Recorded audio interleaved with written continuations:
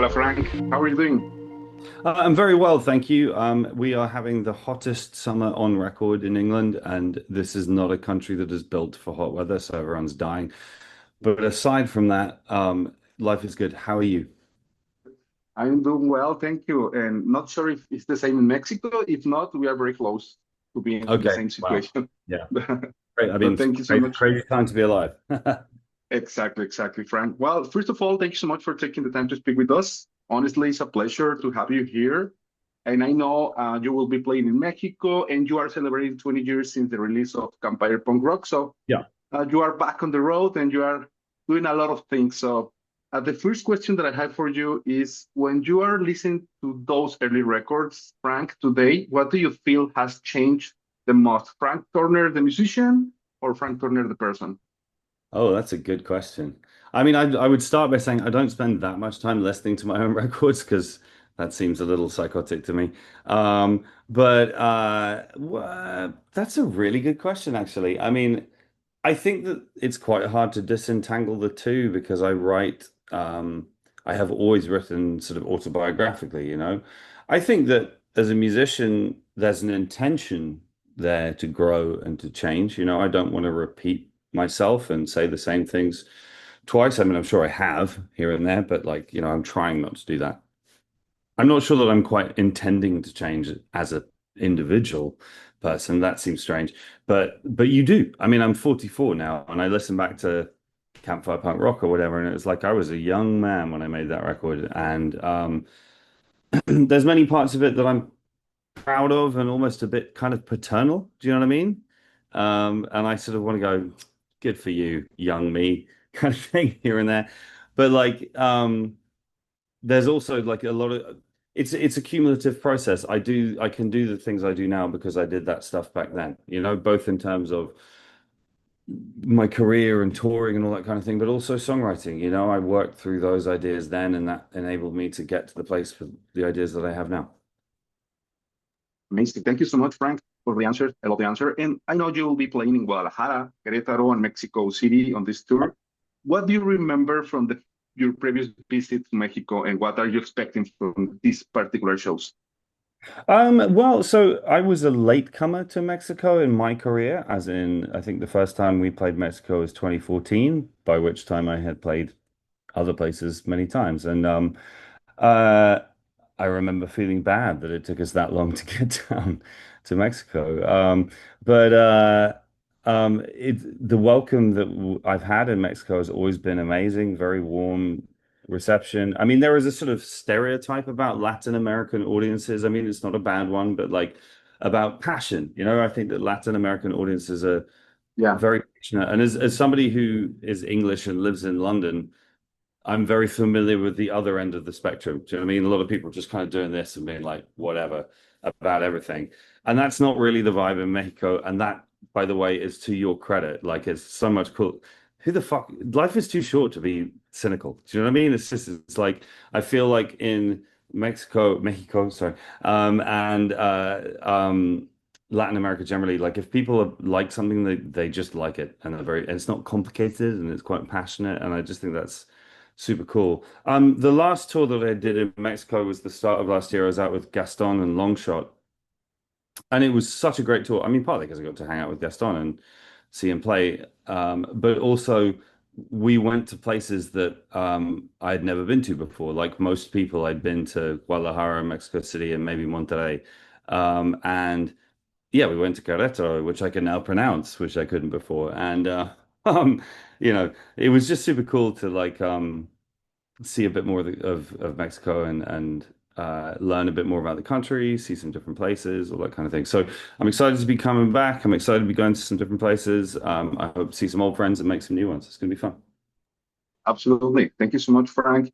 And Frank, your shows have always had very direct connection with the audience. What do you want people to experience at the Frank Turner and the Sleeping Souls show that they simply can't get from listening to the records at home, you know? Yeah, sure. Well, I mean, it's at the risk of being slightly kind of more philosophical about this than perhaps you were expecting.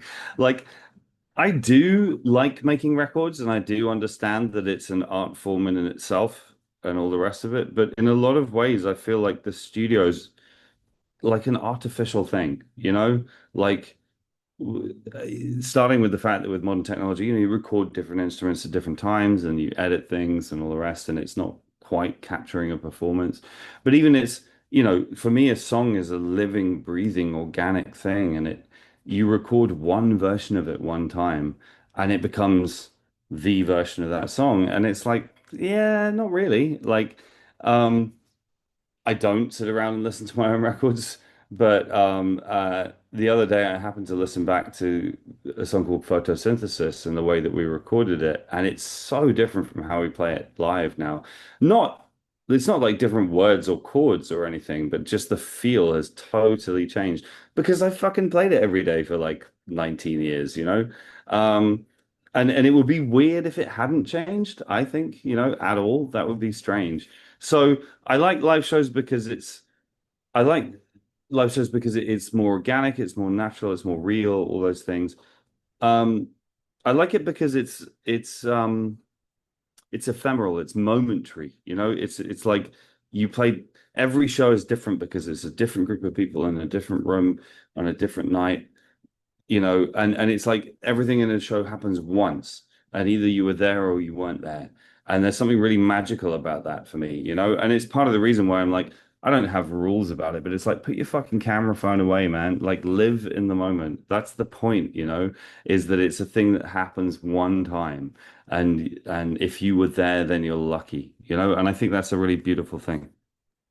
Totally agree with you, Frank. And actually, my next question uh, is related to that. You started your solo career in a completely different music industry.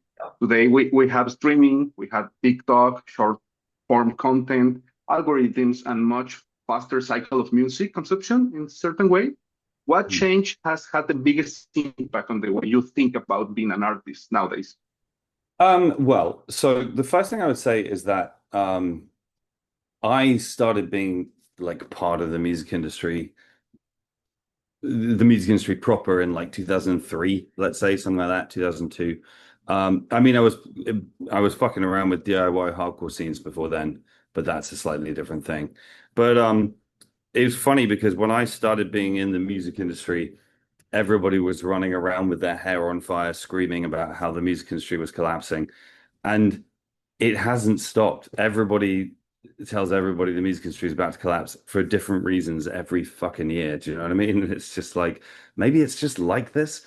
Um, I do think that the biggest change, and it's not just about music, is social media. And like I hate social media. I think it's objectively been a bad thing for our species. So the combination of smartphones and social media gives us Donald Trump and TikTok, and it's like, fuck that then. Do you know what I mean? Like, and I think that I do a fair amount of work with newer and younger artists as a producer, taking them on tour, whatever it might be. And it makes me feel very lucky that my career started when there was kind of MySpace and that was it. Do you know what I mean? Like, and it wasn't that important. You know, it feels to me often now like for younger or newer artists, you basically sort of have to be, at least part of you has to effectively be an influencer. Do you know what I mean? In order to kind of like get cut through and all of that shit. And I'm really lucky that I built an audience before you needed to do all that stuff quite as much as you do now because I suck at all that kind of thing, and B, I hate it. I don't want to be a fucking influencer. I mean, like I want to be a musician. They're very, very different things. And like, you know, they're making a little, hey fans, I'm doing this today. It's like, fuck off, man. It's so boring. And artificial and everything. So I do think that, and you know, there are things with it. I think attention spans for people have fallen down quite a lot. And um I think that people don't listen to whole records as much as they used to, which I think is a shame because I definitely still believe in the album as an art form.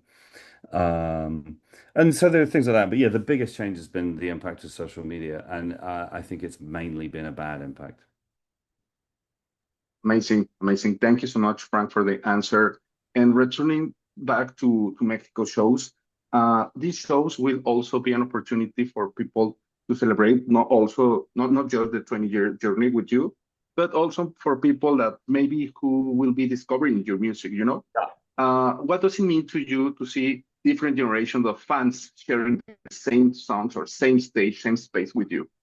Oh, it's amazing. I mean, it's such a huge privilege. I mean, no artist gets to choose their audience, but I also don't think you should want to. I think you should be grateful for whoever comes to your shows. That's cool as fuck, you know? And like, it has been a bit of a thing. When I was in the bands I was in before I was solo, you know, we were kind of punk bands, hardcore bands, and the majority of our audience was aged between like 17 and 21, and they had skinny black jeans and a band t-shirt and, you know, probably a lip piercing, that kind of thing. And that's fine because that's exactly who I was at that time as well. But like from early on in my solo career, the kind of the range of demographics of who comes to my shows has always been pretty wide. And it's not really up to me to figure out why that is, but I'm grateful for it. You know, I think it's super cool. I like one of the reasons I like the word folk, as in folk music, is that it sort of implies that it's people's music, you know, not just kind of one little sliver of people, but if they want, all people. And of course, there's no such thing as a music that actually appeals to everybody. That's just not a thing. But like, it's cool. You see, kind of, there's so I was at a festival a couple of weekends ago, and this family came up to me, and the kid was like 18, and they showed me a photo at a festival from like 17 years ago where I'm like posing for a photo with this like 1-year-old child, and they're like, "That's him," and like it's like, what the fuck? I mean, it made me feel very old, but it made me happy as well. And I think it's also important to say that like you know, there are different audiences in different countries are different. You know, Latin American audiences have a reputation for being very passionate and very dedicated in a way that I think is a great credit to you guys. And I just think it's fucking cool. Like I'm so lucky that I've been around the world because I play the guitar. Like I do it anyway, you know. But it's like, you know, I have actually been to Mexico on holiday one time. But beyond that, like the first time I ever went to Mexico was because of music. The first time I went to China was because of music. The first time I went to America was because of music, you know. And it's just really a wonderful privilege to have been around the world so many times just because of playing guitar. It's so cool. Absolutely. That's the beauty of music, Frank. And Frank, I had two additional questions to you. And I know you spend a lot of your career supporting independent music spaces and communities around them. And actually, Blizz is one of them. One time when many independent spaces are still struggling right now, you know? Yeah, I mean it is a difficult time. I mean I think it's important to start by saying that running an small independent music venue was never going to make anybody a millionaire. That's not ever going to happen, and that's not why people do it either. But I think that I mean I can only really speak about the UK in any depth because that's what I know about. But like, you know, COVID was awful for independent music venues. You know, I mean essentially my job was illegal for nearly 2 years, you know. And looking back, it seems like such an insane period of time.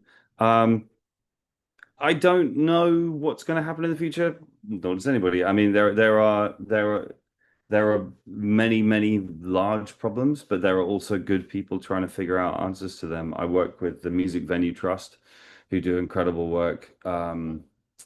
Uh, saving music venues in the UK, and I stand at the front and I wave, and and that's my job. But yeah, so I mean, I think that you know the main thing for me is that like what I think one of my roles and what everyone should do is to like evangelize for gig culture. Do you know what I mean? And just like tell particularly younger people and be like, because like I have nieces and nephews who are in their mid-teens now, and they think going to, well, they used to think until I got to them, that going to a gig means spending 400 quid to go and sit 2 miles away from Olivia Rodrigo or something. And that's cool. That's fine. I mean, that is a gig. they're not wrong, but it's like, you could spend £10 and go 5 minutes walk down the street and see a bunch of new bands or underground bands or whatever, and just sort of, and then you'll make friends and you'll be part of a scene and part of a community and you'll discover new things. And, so yes, singing the praises of the whole culture around it, I think is something that I can do and should do. Amazing, amazing answer, Frank. And the last question that I have for you is, looking ahead, what do you hope the next chapter of Frank Turner and maybe the Sleeping Souls looks like? Oh, well, I mean, I am proud of the fact that we're still standing right now in 2026. That's pretty cool. Not many bands. I mean, I've been touring for 28 years and 20 of those as a solo artist, and not that many people get to do it for that long, and that's fucking cool. So I want to keep doing it. I want to keep making records and keep touring and stuff. So yeah, I don't quite, I will say that right now as a 44-year-old man, I am actually enjoying the fact that I'm like taking a little bit more time to just sort of chill and have a life. A, that's nice, and B, it helps my writing as well. Like if all you ever do is tour, it's hard to write songs. So I'm not as kind of manic about it as I was perhaps when I was younger. But again, I mean, that's just called getting older. It happens to everybody. Thank you so much, Frank, again, for the time and for sharing all this with us. It's been a real pleasure talking with you. And we are really excited to have you and Sleeping Souls back in Mexico. And hopefully we will see you in Guadalajara and Mexico. Yeah. Well, as well. I should have, by the way, estoy aprendiendo español ahora mismo y voy a intentar hablar solo en español en octubre. Está increíble, está increíble. Gracias. Frank, muchas gracias. Thank you so much again. Yeah. Nos vemos pronto. And we'll see you here. Yeah.